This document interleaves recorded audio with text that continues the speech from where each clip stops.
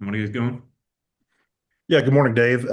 Last year with fall, you said you changed up how you ran fall ball, more, fewer scrimmages, more, I guess, skill work. Did you see that pay off on the field last year? And is that the plan again this year? Yeah, I did. Definitely. I thought that it pushed us forward as far as just knowing a little more about our team and then development. I thought we jumped a couple of months by doing it that way. And it's it'll be the way we run, our practices this fall. And some of it has to do with, the rosters are a little smaller, you have less pitchers. Um, so our scrimmages this fall will be mostly Friday, Saturday. And then actually the first couple of weekends, we're trying to build kids up. They might only throw one inning apiece. So the scrimmages are going to be shorter. And we might even design them where we have a 3 inning scrimmage, we take a 10-minute break, and then we start another one, whether it's 3 innings, 2 innings, at least for the first couple of weekends, because we want kids to just start. We want them to feel like they're starting instead of just running them in. Um, and just try to have a format like that. So upbeat, moving pretty quick, everything matters type practices. You announced you're going to play Little Rock and DBU in the fall this morning. What do you think those two teams can do for your program? Well, I think more than anything, we're just playing some outside competition, no matter who we're playing. Um, you know, both teams probably would have played us maybe twice, but they have they're playing someone else another game. We can only play two. The way we want to do this, obviously, we're starting as early as you can start, which is today, and then we have a 45-day window. Those two scrimmage games uh, are really at the end of our fifth week. We could actually go probably till the Thursday after that weekend. We're going to probably go straight into the weight room full speed after that. So that'll probably end our fall. And then we can just really work on what we feel we need to work on with individual positions and groups. But just playing outside competition, putting one lineup on the field, it kind of shows you a little bit about where you're at. You've had some falls where you played teams, have them come in here, and then you've had some falls where you didn't. What goes into making that determination whether or not that's something you want to do during your fall ball? Yeah, I felt like last season it just felt good to play somebody else at the end of fall instead of playing, so to speak, a red-white series. Seems like we always run out of pitching. Somebody gets hurt. You're asking maybe someone to double up, throw, on a game one, and then come in and throw in game four or five. And at that time of year, I'm more about resting guys than getting that series in. I think 2 years ago, I shut it down in the seventh inning of the last game that was going to determine who was going to win the series because we'd already had some guys with sore arms and we were just recycling guys. It didn't make any sense. So I like this, where if we can finish fall ball with a couple of games, I think the guys get excited to play somebody else, kind of finishes it up and get them mentally ready to go to the off season, so to speak. And that's what we're going to do.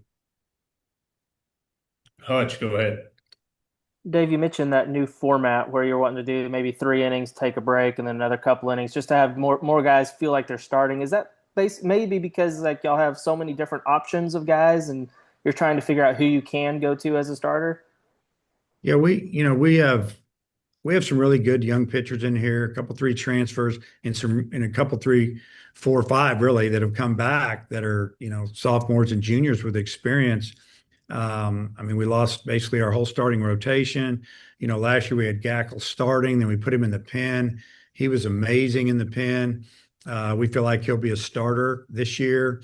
As a matter of fact, I was going to mention this. We're not even going to pitch Gackle this fall. We're going to rest him and build him up. And he has a lot of experience. Pitched in the summer with Team USA. Just kind of taking care of him and no issues there. Kind of think about Smith a couple of falls ago. We didn't let him throw until late September.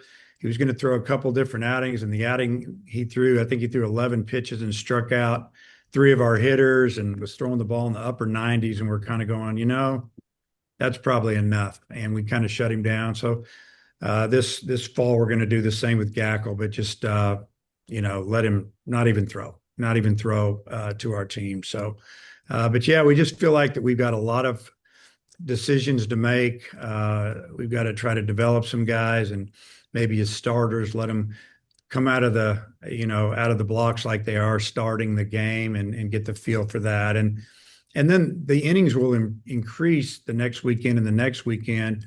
So maybe we won't have to go to, say, on the weekend, if we play Friday, Saturday, we play 4 3-inning games, so to speak. Maybe next week we do it, but it's a little bit longer. Then after that, we go to maybe more normal. How are y'all health wise entering fall ball? I think we're in really good shape. We had a lot of the young pitchers, high school seniors that came in early, went to summer school, got with our strength and conditioning coach Hunter Bell. They've worked extremely hard, taking some classes and kind of got acclimated. They've also been ramping up. So we feel like we'll get to see a really good side of some of these freshmen that maybe in the past we haven't been able to get it till later in fall baseball. Everyone seems to be healthy. Cahillo is probably, I don't know if you knew this, but he kind of hurt his hand this summer. So we are letting him rest. He hasn't swung the bat or he shagged fly balls and worked on some of that, but right now, just he'd be the only one really that won't be out there. And last one for me right now. I noticed you've got another lefty wearing number 33 and Ethan McIlvain. What kind of went into that decision to give him that number? And did you talk to him about it and kind of like what it means and what it's meant to the program? Well, first things first, he wanted that number, and then he kind of knows what's going on in that number. Is he going to be a starter or reliever? We don't know yet. He has good stuff. I think it's going really well for him so far. I feel like he really likes it here and like the way we go about things.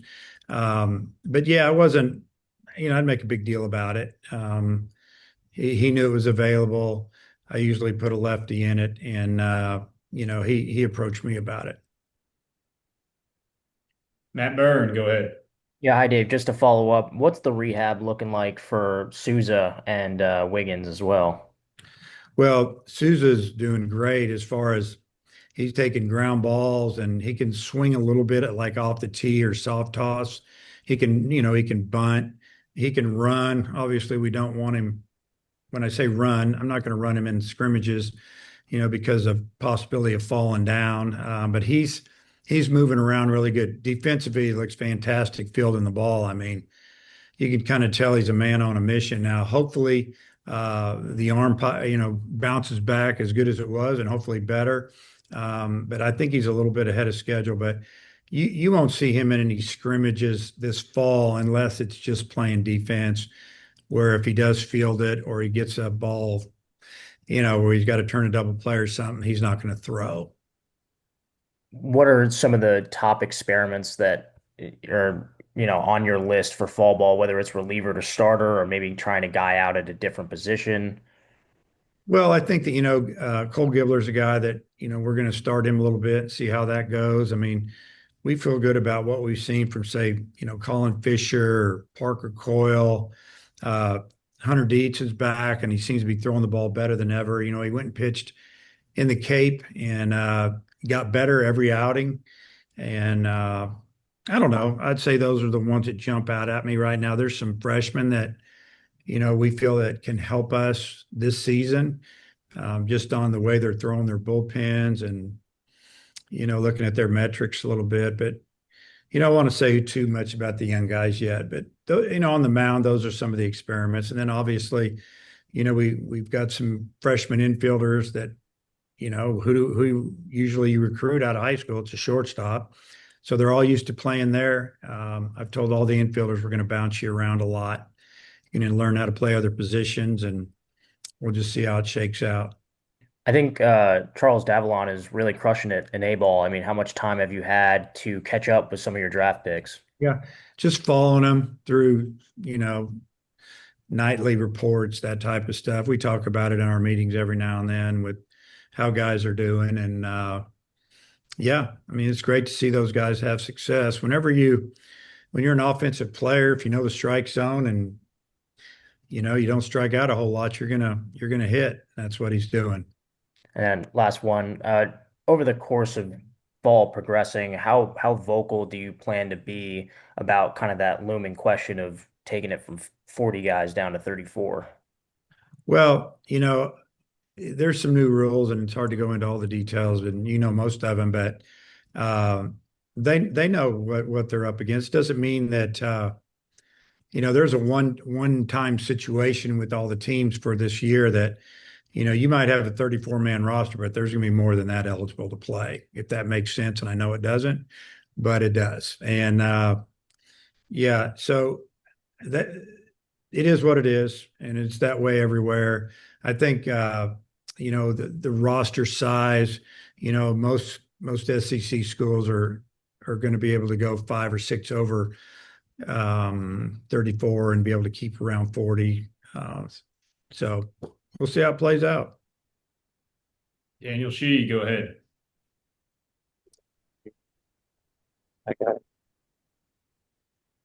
Daniel, we cannot hear you. Can't hear you. Dudley, jump in. Obviously you've got some guys slated for the outfield. I know you've got some versatility coming in with some players as well. Who are some of the guys that you're going to look in out there in the outfield during the fall? Micah New, transfer from Marshall. Damian Ruiz, transfer from Lamar. Obviously Zach Stewart, Kahia Aloy, Brenton Clark. I mean, that just named 5. I know I'm missing guys. Brenton had a great summer. We got a couple freshmen. We got a couple freshmen that play infield that could play outfield. We're going to play them all. They've been working extremely hard. It's a good mix of right and left-handed hitters, and I think before fall's over, we'll kind of have an idea what we're thinking about doing there. Also, what are some of the options at third? Got a lot of options at third, because you could take every one of the high school kids and put them at third that were shortstops. They all field well, they throw well, they run. Probably the situation is, who's going to swing the bat the best. Could put Cam Kozel over there. I think that down the road, that I think in professional baseball, that might be a spot that they put him, just with his physical size. He kind of looks the part. That's an option. So yeah, there you go. Also, last one for me, just it looks like you're getting a great reception on the recruiting trail. Just talk about that a little bit. Yeah, we feel like that the kids, when we call them, the 27s, the juniors, have been amazing. It's wild. We're talking to kids from coast to coast and then north and south, and they know the names of our players. They know my name. It's interesting. They know who our hitting coach is, who our pitching coach is. I mean, they followed us. They must have watched us a lot last year, all the way through Omaha. I mean, they're bringing up Beloy, they're bringing up Davalon. They're talking about, our crowds, and it's been great. You feel as a program, you kind of got it going. You got a little momentum. We need to take advantage of it. Getting the players, we need to take advantage of it in many ways. I wish we had more seats in the stadium. I wish we could get more people in the stadium, because I think now is the time to strike. I just truly believe that. Now we're recruiting these kids. Example, the weekend of the Notre Dame game, we're bringing in, I don't know, 18 to 20 of the best 27s in the country. Pretty exciting. And a lot of kids that maybe a few years ago might not have come on a visit here. So that's what we're looking forward to. We're also going to bring in a lot of kids for the A&M weekend that we can't get in. And, we're going to get some, we're not going to get some, but the ones we get are going to be good. Appreciate it. Jackson, go ahead. Hey Dave, just wondering, first impressions of a couple newcomers, Damian Ruiz and James DeCremer. What have you seen from those guys since they've arrived on campus? Well, DeCremers, I've just seen him throw a couple bullpens. He's got a good arm. He's got good stuff. He's got a pitch that I'm not sure what we're calling it, but it looks like it's awful hard to hit. Um, Ruiz had 83 hits last year, I think, at Lamar. He can really run. He's faster than I thought he was. Played left field there, but he can definitely play center. I've watched him run around out there. Either way, he's going to be an outfielder that can run and catch the ball. I think he's going to be able to steal some bases and, get on base.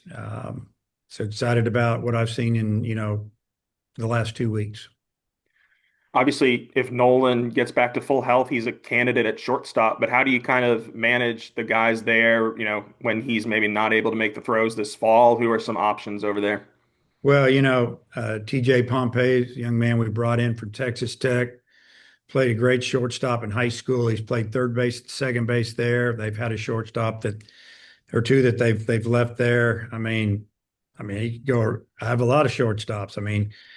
Luke Cornelison's shortstop. Landon Schaefer plays short. Carson Brumball's done a great job at short. Alexander Peck. That's just a name. I just named 4 or 5 freshmen right there. And all the guys that I just mentioned, they're guys that are physical. They're big and they've got some pop. They can play short, second, third, first, whatever we need to do with them. And I think as a true freshman, bottom line, you just want to get in the lineup. But we'll be moving guys around there. What are some of the things that you most need to look at with a true freshman, maybe at that position? What do you need to see to have that trust that you can play a true freshman at shortstop? Well, yeah, just being consistent, fielding and throwing accurately. Just make the routine play. You look at the way we've played that position for many years now. Even, you had, Battles, and then Bolton was not a great offensive threat, but outstanding defender. Battles was amazing. Obviously Aloy's been amazing. And I just went through the last 5 years at short. What they've all done is they've made the routine play and made accurate throws. And that's what you have to do at that position. You make a great play in the hole. You show super arm strength. That's great, but make the routine play, turn a double play. Your feet to second base need to be accurate and thrown where they need to be thrown, where we can move towards first base to turn the double play. Just all the little things add up. And, as far as being verbal and a leader, yeah, that's probably secondary right now. That usually evolves with playing time, but just be a consistent middle infielder. Last one from me. If I remember correctly, Hagan maybe at first when you told him he wasn't pitching in the fall didn't love it. How did Gabe kind of take that? What his plan was going to be this fall? Yeah, I don't.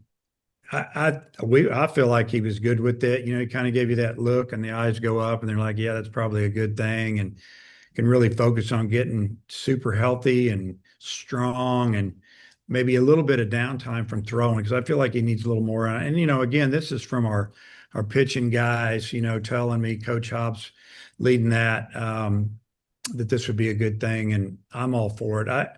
Guys that are third year in your program that have pitched a lot, I always worry about them. I don't want them being tired at all when the season starts. I want them to be ready for the marathon and the long haul and be good in May and June. Daniel, let's try again. Can you hear me now, Coach? Yep. Okay. I guess with Dietz, is he one that will benefit from maybe just resetting from everything that he went through last season? And kind of what have you seen that's allowed you to say that he's thrown better than ever? Well, first we saw him pitch in the Cape, and we watched his outings, we watched his velocity, his metrics, and they ticked up every time, and that's a good sign. Really, when you think about it, he came in, had a little injury, it got worse, got it fixed. He hasn't pitched much. Pitched a couple times for us last year. Had one outing against LSU, and we ended up losing the game, but his stuff was amazing. And it didn't happen again. So we knew it was in there.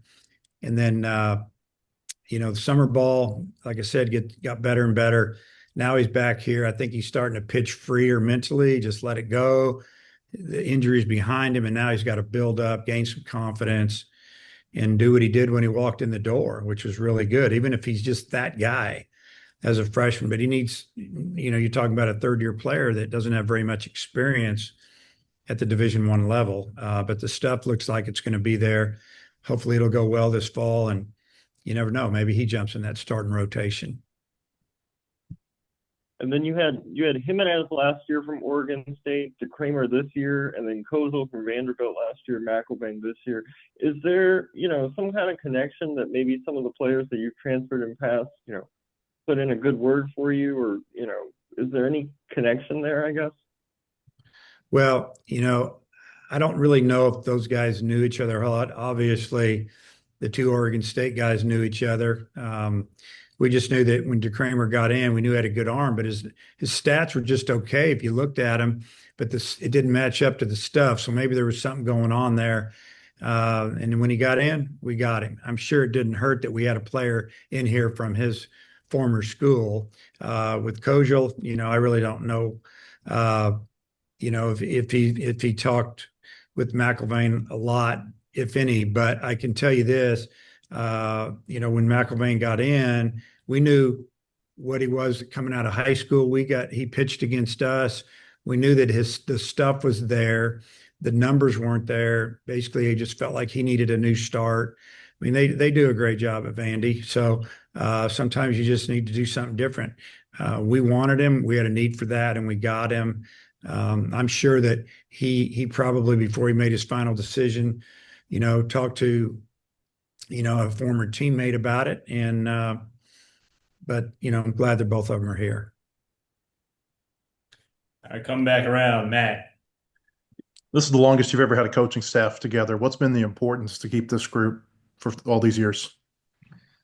Well, first off, I think that they love coaching here. I think they like working for me because I let them work. I'm not hovering over them and questioning everything they do.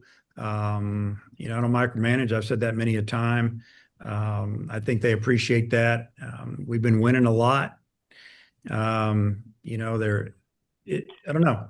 I just feel like that they like their situation, so to speak. Yeah, there's always somebody coming in and poking around and making calls and, trying to, maybe sway one of them to move on. And I think that until the right head coaching job pops up or they can get, that they're going to be here, I hope.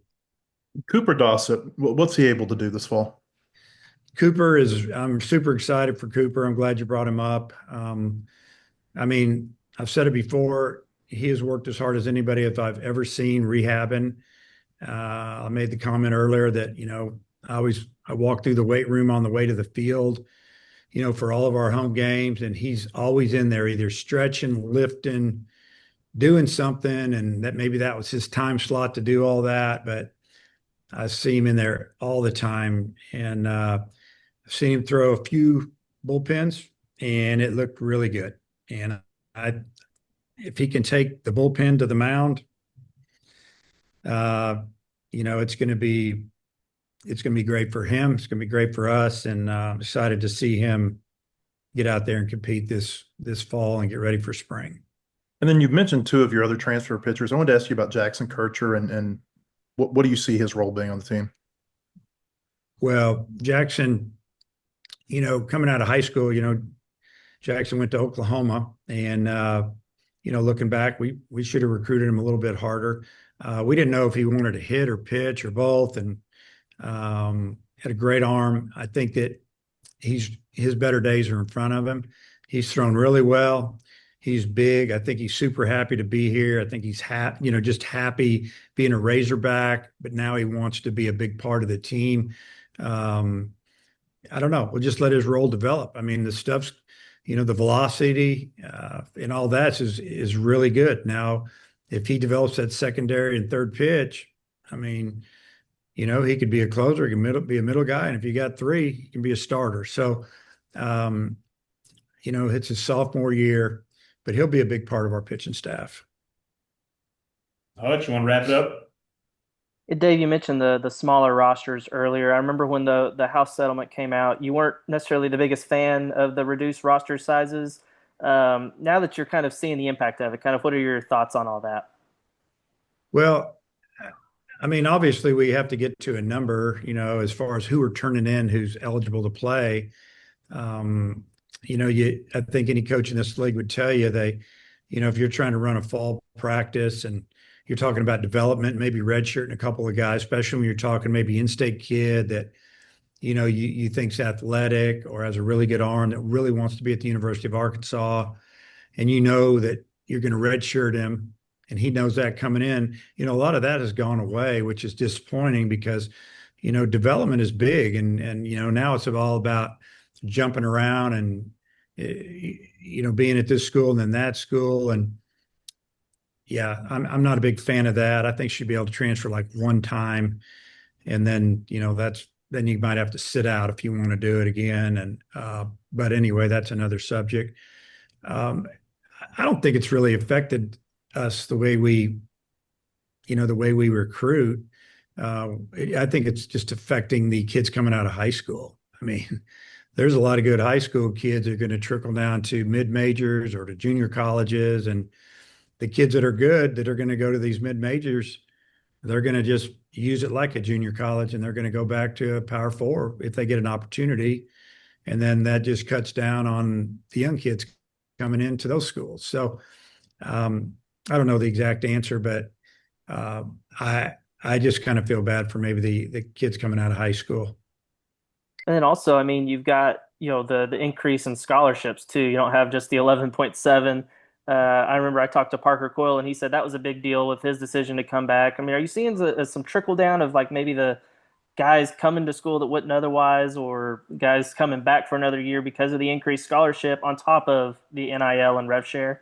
Yeah. So definitely, the scholars, I'll just tell you this, we don't have 34 fulls. Some schools might, but then they might not get something else, whatever. Some schools have a lot more than others. And if you're talking about revenue sharing money and NIL, some schools help their programs a lot more than others. In both of those categories, it's still not apples to apples, which is kind of disappointing, but it is what it is. But I definitely think that when you can tell a young man and his parents that, he's going to be on a full scholarship, and then, maybe you can give him a little bit of more if you get some rev share money or help him find some NIL money, whatever the case may be, it's going to keep some kids from signing professional, and it's going to keep some kids that maybe are going to transfer that are draft eligible will come play another year at a school like Arkansas or an SEC school or ACC school instead of signing for a small amount, coming out of the school they're leaving. So I think, really what you're seeing now is a bunch of really good players at a lot of schools in our league that are a little bit older.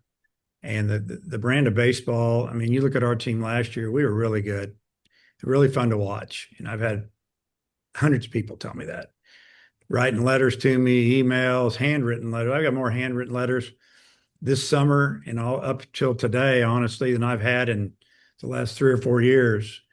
So people still write letters, and it's been kind of cool. And I'll answer them all before Christmas. But it's an interesting time in Division I baseball, but the talent level is amazing right now. You mentioned the full scholarships thing. I mean, I'm guessing you didn't give too many of those in the 11.7 era. How often did you give those? Do you have any, memories of guys specifically that got full rides? I gave one at Northwestern State one time to a young man named Brian Lawrence out of Panola Junior College. And all he did was, that was comboed up with some Pell Grant and some other things. And he was engaged, and he turned down some really big schools to come to us because we gave him that because he needed it. He ended up being our Friday starter. He never lost, I don't think. And he pitched in the MLB All-Star game, if that tells you anything, throwing this nasty slider. And, I remember that one jumps out at me. Then we have some that, I can remember when you pieced it together, if you gave somebody 75, 80%, and then they got another Pell Grant or they got some academics that, they were free, but it was just a few here and there. Did we ever give a 100% of our 11.7? So we only had, that was a full. I don't think I've ever done that here, but now, the way we funded them, we get dollar amount to give out. So when our money's gone, whether that ends up being a total of 23 fulls or 26 fulls or whatever it may be, it's interesting. But these kids, they know when they walk in the door that school is going to cost either zero or not much. And it used to not be that way. It's great. And Jackson, last one. Yeah, Dave, just wanted to get your quick thoughts on the new NCAA tournament seeding with the going from 1 to 32. Yeah, so I haven't dug into it too much, honestly. Great, whatever. I don't really have an opinion on it yet. We'll see how it turns out. They flip-flop on a lot of stuff. Seeding, not seeding, seeding after the regionals, not seeding, it's we'll see how it goes. But yeah, I can't make an educated comment on it right now, honestly. All right, check back in 9 months then when we get to the tournament. Coach, thanks for your time. We'll see you. Okay. Fun. All right. We'll see you guys. Thank you.